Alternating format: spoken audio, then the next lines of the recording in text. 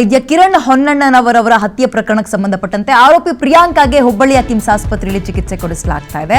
4 insulin injection ಅನ್ನ ತೆಗೆದುಕೊಂಡಿದ್ರಂತೆ ಪ್ರಿಯಾಂಕಾ. ಪತಿ ಕಿರಣ್ನ ಕೊಂದು ಪ್ರಿಯಾಂಕಾ ಕೂಡ ಆತ್ಮಹತ್ಯೆಗೆ ಪ್ರಯತ್ನ ಪಟ್ಟಿರಬಹುದು ಅನ್ನುವ ಅನುಮಾನ ಮೇಲ್ನೋಟಕ್ಕೆ ಕಾಣ್ತಾ ಇದೆ. ವೈದ್ಯ ಕಿರಣ್ ಹೊನ್ನಣ್ಣನವರ ಹತ್ಯೆ ಪ್ರಕರಣಕ್ಕೆ ಸಂಬಂಧಪಟ್ಟಂತೆ ಪತಿಯ ನಂತರ ತಾನೂ ಕೂಡ ಆತ್ಮಹತ್ಯೆಗೆ ಪ್ರಯತ್ನ ಪಟ್ಟಿದ್ದಾರಾ ಆರೋಪಿ ಪ್ರಿಯಾಂಕಾ ಅನ್ನುವ ಪ್ರಶ್ನೆ. ಸದ್ಯ ಅವರು ಆಸ್ಪತ್ರೆಯಲ್ಲಿ ಚಿಕಿತ್ಸೆಯನ್ನು ತೆಗೆದುಕೊಳ್ತಾ ಇದ್ದಾರೆ. ಪತಿಯನ್ನ ಕೊಂದು ಪ್ರಿಯಾಂಕಾ ಆತ್ಮಹತ್ಯೆಗೆ ಪ್ರಯತ್ನ ಪಟ್ಟಿರೋ ಅನುಮಾನ ಸದ್ಯಕ್ಕೆ ಈ ಪ್ರಕರಣದಲ್ಲಿ ಕಾಡ್ತಾ ಇದೆ. ಆತ್ಮಹತ್ಯೆಗೆ ಪ್ರಯತ್ನ ಪಟ್ಟ ಪ್ರಿಯಾಂಕಾ ಶುಗರ್ ಲೆವೆಲ್ ಕಡಿಮೆ ಆಗಿದೆ. ಶುಗರ್ ಲೆವೆಲ್ ಸರಿಪಡಿಸೋಕೆ ನಾವು ಟ್ರೀಟ್ಮೆಂಟ್ ಅನ್ನ ಕೊಡ್ತಾ ಇದ್ದೀವಿ. ಸದ್ಯ ಪ್ರಿಯಾಂಕಾ ಆರೋಗ್ಯ ಪರಿಸ್ಥಿತಿ ಸ್ಥಿರವಾಗಿದೆ ಅಂತ ಡಾಕ್ಟರ್ ಹೇಳ್ತಾ ಇದ್ದಾರೆ. ಹುಬ್ಳಿಯಲ್ಲಿ ಕಿಮ್ಸ್ ವೈದ್ಯಕೀಯ ಅಧೀಕ್ಷಕ ಡಾಕ್ಟರ್ ಈಶ್ವರ್ ಹಸಬಿ ಸ್ಟೇಟ್ಮೆಂಟ್ ಅನ್ನ ಕೊಟ್ಟಿದ್ದಾರೆ.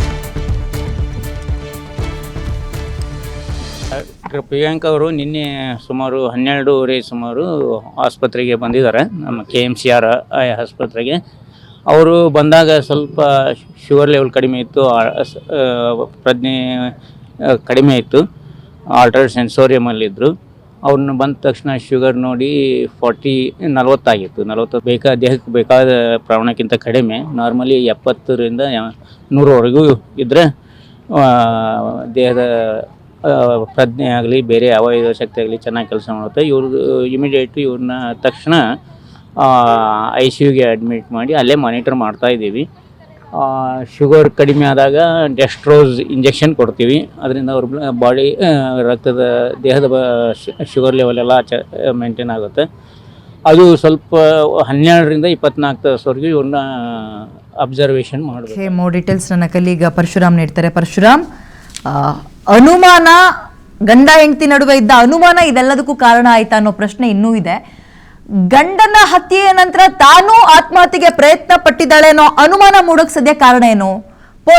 ಡಾಕ್ಟರ್ಸ್ ಏನ್ ಹೇಳ್ತಾ ಇದ್ದಾರೆ? ಡೀಟೇಲ್ಸ್ ಏನಿದೆ? ಈಗ ಲೇಟೆಸ್ಟ್ ಅಪ್ಡೇಟ್ ಏನಂತಂದ್ರೆ, ಏನು ಡಾಕ್ಟರ್ ಕಿರಣ್ ಮತ್ತು ಡಾಕ್ಟರ್ ಪ್ರಿಯಾಂಕಾ ನಡುವೆ ಇದ್ದಂತಹ ಏನು ಹೊಂದಾಣಿಕೆ ಕೊರತೆ ಈ ಕೊಲೆಗೆ ಕಾರಣ ಅನ್ನೋದು ಗೊತ್ತಾಗ್ತಾ ಇದೆ. ಯಾಕಂತಂದ್ರೆ FIR ನ ಪ್ರತಿ ಬಯಲಾಗಿದೆ. FIR ನಲ್ಲಿ ಏನು ಡಾಕ್ಟರ್ ಕಿರಣ್ ಅವರ ಸಹೋದರಿ ಸುಜಾತಾ ಇದ್ದಾರೆ, ಅವರು ಸ್ಪಷ್ಟವಾಗಿ ಉಲ್ಲೇಖ ಮಾಡಿ ದೂರನ್ನ ಕೊಟ್ಟಿದ್ದಾರೆ. ಏನಂತಂದ್ರೆ, ಈ ಪ್ರಿಯಾಂಕಾ ಏನಿದ್ದಾರೆ ಕಿರಣ್ ಮೇಲೆ ಅನುಮಾನ ಪಡ್ತಾ ಇದ್ರು. ಅವರಿವರ ಜೊತೆಗೆ ಸಂಬಂಧವನ್ನ ಕಲ್ಪಿಸಿ ಮನೆಯಲ್ಲಿ ತಂಟೆ ತಕರಾರುಗಳನ್ನ ಮಾಡ್ತಾ ಇದ್ರು ಅನ್ನುವಂತ ಉಲ್ಲೇಖವನ್ನ FIR ನಲ್ಲಿ ಮಾಡಲಾಗಿದೆ.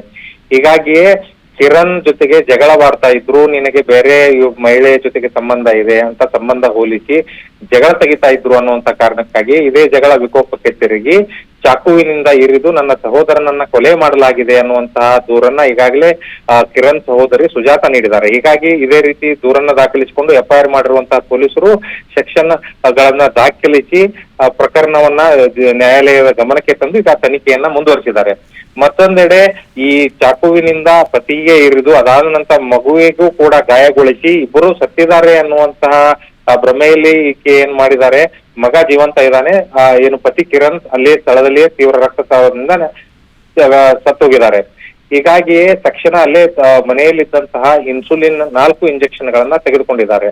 ಆತ್ಮಹತ್ಯೆ ಉದ್ದೇಶ ಇದರಿಂದ ಇತ್ತು ಅಂತ ಹೇಳಲಾಗ್ತಾ ಇದೆ. ಹೀಗಾಗಿ ಸ್ವಲ್ಪ ಅವರಿಗೆ ಏನು ಬಿಹೇವಿಯರ್ ನಲ್ಲಿ ವ್ಯತ್ಯಾಸ ಕಾಣ್ತಾ ಇತ್ತು. ತನಿಖೆಗೆಂದು ಪೊಲೀಸರು ಸ್ಥಳಕ್ಕೆ ಬಂದಾಗ ಮಾತನಾಡ್ಲಿಕ್ಕೆ ಕೂಡ ಸರಿಯಾಗಿ ಬರ್ತಾ ಇರ್ಲಿಲ್ಲ, ಕೇಳಿರೋ ಪ್ರಶ್ನೆಗಳಿಗೆ ಸರಿಯಾಗಿ ಉತ್ತರಿಸ್ತಾ ಇರ್ಲಿಲ್ಲ. ಕೂಡಲೇ ಅವರನ್ನ ಹುಬ್ಬಳ್ಳಿಯ ಕಿಮ್ಸ್ ಆಸ್ಪತ್ರೆಗೆ ದಾಖಲಿಸಲಾಗಿದೆ. ಈಗ ಅವರನ್ನ ತೀವ್ರ ನಿಗಾ ಘಟಕದಲ್ಲಿಟ್ಟು ಚಿಕಿತ್ಸೆಯನ್ನ ಕೂಡ ಕೊಡಲಾಗ್ತಾ ಇದೆ. ಏನು ಈ ಶುಗರ್ ನಿಯಂತ್ರಣಕ್ಕೆ ಬರಬೇಕಾಗ್ತದೆ, ಪ್ರಮಾಣ ಏನು ಕಡಿಮೆ ಆಗಿದೆ ಅದನ್ನ ಹೆಚ್ಚು ಮಾಡ್ಲಿಕ್ಕಾಗಿ ಏನು ಇಂಜೆಕ್ಷನ್ ಗಳನ್ನ ಮಾಡಬೇಕಾಗಿತ್ತು ಅದನ್ನ ಹುಬ್ಬಳ್ಳಿಯ ಕಿಮ್ಸ್ ನ ವೈದ್ಯಕೀಯ ಅಧೀಕ್ಷಕರ ನೇತೃತ್ವದಲ್ಲಿ ವೈದ್ಯರ ತಂಡ ಮಾಡಿದ್ದಾರೆ.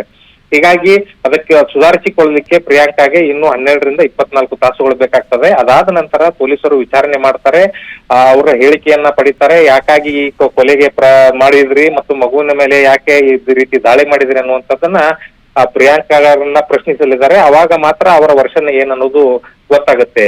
ವಿದ್ಯಾ, ಥ್ಯಾಂಕ್ ಯು ಪರಶುರಾಮ್ ಡೀಟೇಲ್ಸ್ಗೆ.